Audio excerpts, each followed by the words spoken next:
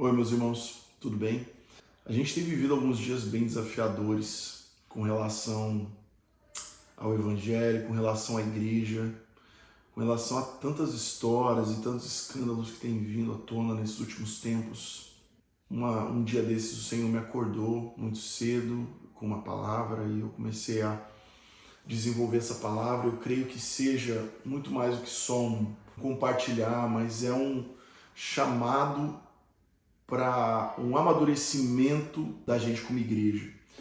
E eu creio que essa é uma palavra muito importante que o Senhor tem trazido, tem compartilhado e tem, de certa maneira, preparado, cuidado da igreja através de um discernimento um pouco mais profundo relacionado à forma que a gente conduz, a forma que a gente leva e a forma que a gente vê os dons espirituais, a forma que a gente vê a forma de atuação. E eu creio que essa palavra vai edificar a sua vida. Muito mais, ela vai te ajudar a discernir e a cuidar da sua vida e da sua casa com um discernimento espiritual mais apurado.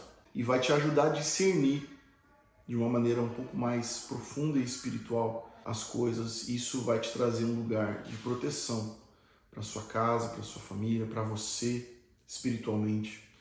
Então, preste atenção, pega a sua Bíblia, pega suas anotações e marque tudo aquilo que você achar interessante, leia os contextos, entenda profundamente e biblicamente aquilo que o Senhor está ensinando à sua igreja. A palavra diz em Mateus, Jesus está dizendo em Mateus capítulo 10, versículo 16, ele diz: eu os estou enviando como ovelhas entre lobos, portanto sejam prudentes como as serpentes e simples como as pombas.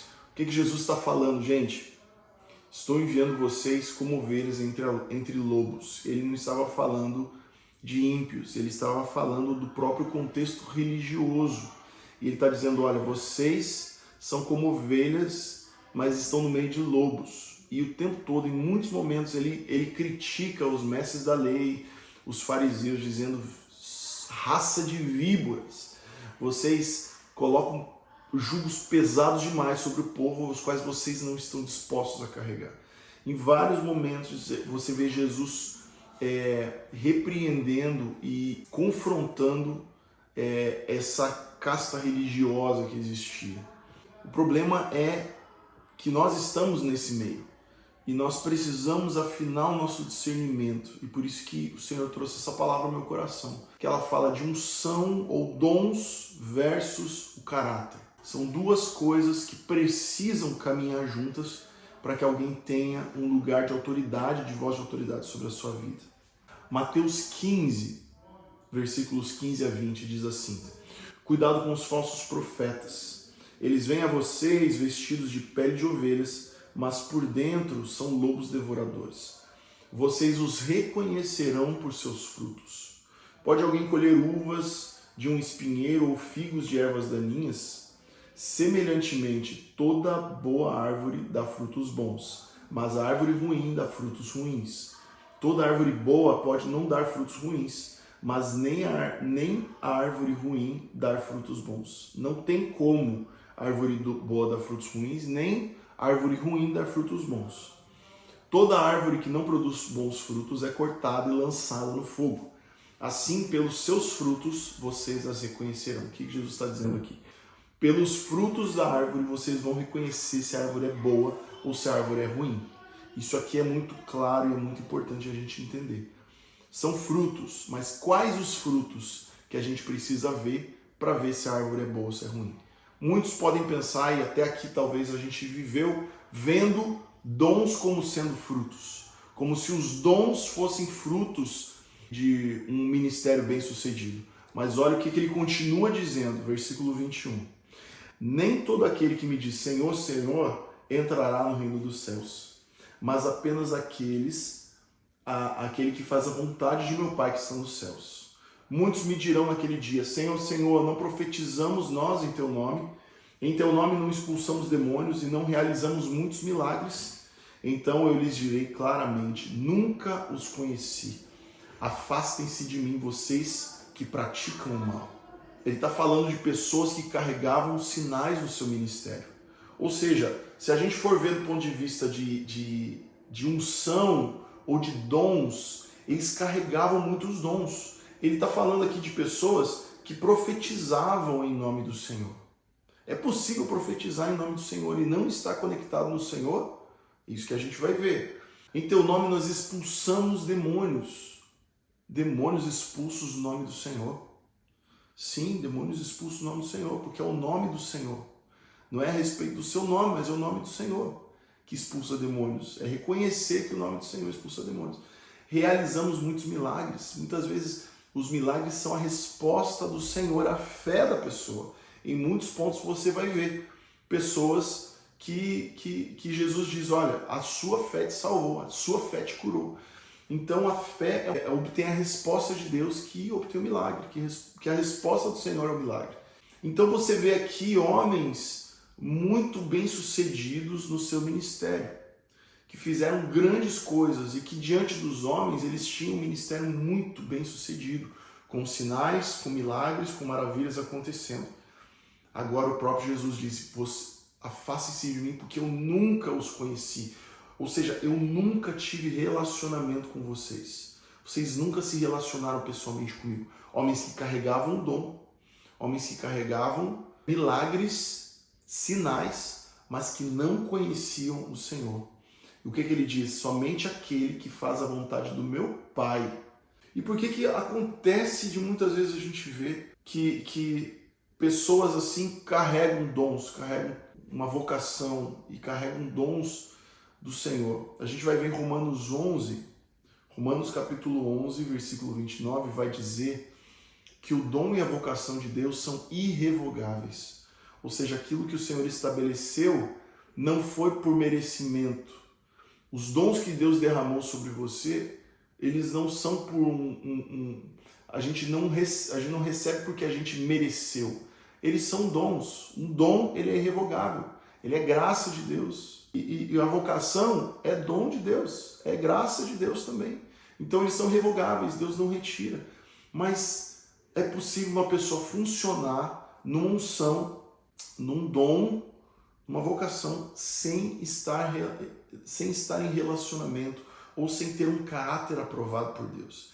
E esse é o lugar mais perigoso. Olha só o que aconteceu. Em Números, dos capítulos 22 a 24, você pode ler na sua Bíblia, ele vai contar a história de Balaão, que era um profeta, mas ele era um profeta bastante místico e bastante duvidoso, porque se você lê na palavra, você vai ver que ele ouvia a Deus, que ele se relacionava com Deus, mas não num relacionamento pessoal de amor com Deus. Mas ele, por ser profeta e por carregar o dom, ele conseguia falar com Deus. Então você vai ver que Balaque, que era um rei inimigo do povo de Israel, do povo de Deus, ele está tentando dominar aquele povo. Então ele contrata Balaão para amaldiçoar o povo. E toda vez que Balaão sobe para amaldiçoar o povo, Deus faz com que ele abençoe o povo. E aí ele vai para Deus e fala, Deus, tá aqui, o que está acontecendo? Estou tentando aqui.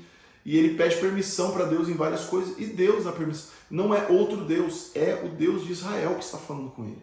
Ou seja, diante dos homens, ele carregava um ministério com Deus. Ele falava com Deus, Deus respondia a ele. Então, diante dos homens, ele era um homem, um profeta de Deus. Mas o caráter dele era completamente corrompido. E você vai ver o resultado disso, de quão corrompido esse profeta era, lá em Apocalipse, capítulo 2, versículo 14. Ele diz assim, ele está falando para uma das igrejas, o Senhor está dizendo, no entanto, eu tenho contra você algumas coisas. Você tem aí pessoas que se apegam aos ensinos de Balaão, que ensinou Balaque a armar ciladas contra os israelitas, induzindo-os a comer alimentos sacrificados a ídolos e a praticar imoralidade sexual. Sabe qual foi a estratégia de Balaão? Ele entendeu, se eu não posso atuar de fora para dentro, eu vou atuar de dentro para fora. Então ele introduziu prostitutas e conceitos pagãos e sacrifícios pagãos e uma cultura pagã ele introduziu no meio do povo. Por que ele entrou no meio do povo? Porque ele era um profeta reconhecido. Então ele teve acesso à entrada ao povo de Deus porque o povo de Deus reconhecia, querendo ou não, ele como um profeta. Então ele teve acesso, ele acessou, e lá dentro ele implantou uma estratégia para implodir o povo, já que ele não podia explodir, ele achou um meio de implodir. Ele acessou por dentro e de dentro ele destruiu, ele trouxe desgraça e destruição ao povo de Israel. Então essa foi a estratégia, e Deus está falando, eu tenho contra você porque vocês se apegaram, muitos de vocês se apegaram aos ensinos de Balaão, que armaram ciladas contra os israelitas, e eles fizeram de dentro para fora eles praticarem imoralidade. Foi a maneira, a estratégia que o próprio Balaão pensou e levou Balaque a destruir, já que Deus não permitia que de fora ele amaldiçoasse. Então ele teve acesso por dentro, e é isso que muitas vezes o povo de Deus pode fazer, dar acesso a pessoas por reconhecer a unção, dar acesso às pessoas para entrarem dentro da sua vida, entrarem dentro da sua casa, ter voz de autoridade sobre elas, e com isso começar a trazer destruição dentro da sua casa. Porque essa estratégia foi a estratégia de Balaão. Esse é o ensino de Balaão ao qual Deus se opõe. E esse é um ensino que traz destruição ao povo de Deus. Por isso que a gente precisa estar atento. E olha, o que aconteceu aqui, que Balaão, mesmo conhecendo a Deus, mesmo se relacionando e falando com Deus, ele havia perdido o temor a Deus. Não existia mais temor, não existia mais respeito, honra por Deus. E quando se perde o temor, você não pode esperar nada de alguém que perdeu o temor a Deus. Muitas vezes a gente dá ouvidos a pessoas que trazem ensinos e grandes coisas e têm grande conhecimento. E geralmente pessoas que têm muito conhecimento têm estima, têm muita estima. Ah não, porque essa pessoa tem muito conhecimento da Bíblia, tem muito conhecimento de não sei o quê. Mas pessoas que perderam o temor a Deus, perderam o temor de falar contra Deus, de falar contra a igreja, de falar contra os princípios, de falar contra a palavra, são pessoas que já perderam tudo. Pessoas assim, pessoas que perderam o temor, já perderam tudo, e você não são pessoas confiáveis. Principalmente para você receber ensino delas. Porque a gente abre às vezes o ouvido para ouvir pessoas que perderam o temor e que não têm respeito pelas coisas de Deus, pela igreja, perderam completamente o temor. Pessoas que perderam o temor não são confiáveis. Eu sempre falo para minha esposa, esse é o maior exemplo que nós temos. Eu falo para minha esposa, você pode crer e ter total confiança na minha fidelidade, porque eu amo mais a Jesus do que eu amo você. Eu amo mais a Deus do que eu amo você. Porque se eu amo mais a Deus do que a ela, então, consequentemente, eu vou amar a minha esposa. Se eu amo mais a Deus do que qualquer outra coisa, inclusive mais do que a minha própria esposa, essa é a maior segurança que ela tem de que eu serei fiel a ela, porque eu amo mais a Deus do que a ela. Se eu não consigo ver o meu irmão, amar o meu irmão que eu vejo, como que eu vou amar ao Senhor que eu não vejo? Agora, o lado oposto também é muito essencial. Se eu não consigo amar um Deus que eu sei que está vendo todas as coisas que eu faço, se eu não consigo ter temor a esse Deus e fidelidade a esse Deus, como é que eu vou ter fidelidade à minha esposa? Então nada pode sustentar o meu caráter senão o meu amor, maior ainda por Deus. Isso é a maior segurança que a minha esposa pode ter, de que eu a amo e de que eu serei fiel a ela. E da mesma forma os meus filhos, a igreja. Sabe, o que mais me gera temor como pastor e como autoridade sobre a igreja é pensar que se eu cometo algo contra o meu Deus, eu não estou ferindo apenas ao meu Deus. Eu estou ferindo ao meu Deus, estou ferindo a minha esposa que criou sobre quem eu criei uma credibilidade. E a minha esposa, hoje, ela confia completamente, ela confia plenamente no meu testemunho, no meu caráter. E eu estou carregando também o peso de muitas pessoas que hoje confiam no meu testemunho, que confiam no meu caráter, que confiam na minha credibilidade, naquilo que eu construí durante anos. Então isso é muito sério. Se eu caio no meu caráter, eu levo muita gente comigo. Por isso que a gente consegue sentir o coração de Jesus quando ele está falando a respeito dos escândalos que são gerados pelas autoridades e pelas pessoas que são importantes no meio do povo. Olha só, Lucas 17, 1 a 2 vai falar assim: Jesus disse aos seus discípulos: é inevitável que venham os escândalos, mas ai do homem pelo qual eles venham. É melhor que ele pendurasse no seu pescoço uma pedra de moinho e fosse atirado no mar do que fazer tropeçar um desses pequeninos. Então a gente vê aqui a ira de Jesus falando a respeito disso. Gente, vai acontecer os escândalos, mas ai daqueles pelo meio de quem esses escândalos vão vir. Seria muito melhor que ele amarrasse uma pedra no pescoço e se jogasse dentro do mar do que ele fazer um dos meus pequeninos pecarem. Então você sente a ira de Jesus ao falar, ao ver as possibilidades de escândalo vindo inclusive das autoridades. Porque quando uma autoridade cai, ela não cai sozinha, e a gente está vendo isso, gente. Quais vão ser os frutos dessas situações que estão acontecendo, de autoridades nesse momento que estão sendo expostas, de pecados que estão sendo expostos no meio da igreja? Quais vão ser as consequências? A consequência é para os pequeninos. Por isso que existe muito mais responsabilidade sobre aqueles que ensinam do que sobre aqueles que estão simplesmente recebendo. Não que a gente não precise desejar esse lugar de autoridade, mas quer dizer que quanto mais autoridade, maior a responsabilidade também. Então o grande risco disso tudo é você reconhecer o dom, e porque você reconhece o dom, você começar a dar credibilidade e colocar essa pessoa que carrega o dom sem ter sido demonstrado o caráter dessa pessoa, você começa a colocar essa pessoa num lugar de autoridade. Porque o fato de você dar credibilidade para essa pessoa, isso vai gerando credibilidade diante de outras pessoas também. E outras pessoas vão começar a dar também credibilidade a essa pessoa.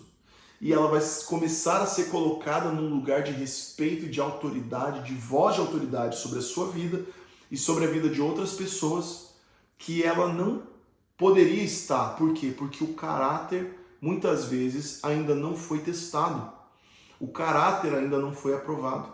E porque a pessoa não teve o seu caráter aprovado, ela começa a ser reconhecida apenas pelos seus dons. E esse é um lugar muito perigoso. Uma pessoa estar num lugar de autoridade, reconhecido por outras pessoas, sem que o seu caráter ainda fosse testado. Porque o que vai trazer real credibilidade diante do Senhor e diante dos homens é o seu testemunho, é o seu caráter testado. Isso precisa ser muito claro. Pensa no risco que existe em você colocar uma pessoa que carrega dons, mas que não tem o seu caráter testado ainda e aprovado. Ou seja, que existem coisas desregulares dentro do seu caráter, e você colocar uma pessoa dessa dentro da sua casa, ou te dando instruções, ou no meio dos teus filhos. Pensa que lugar perigoso que é isso.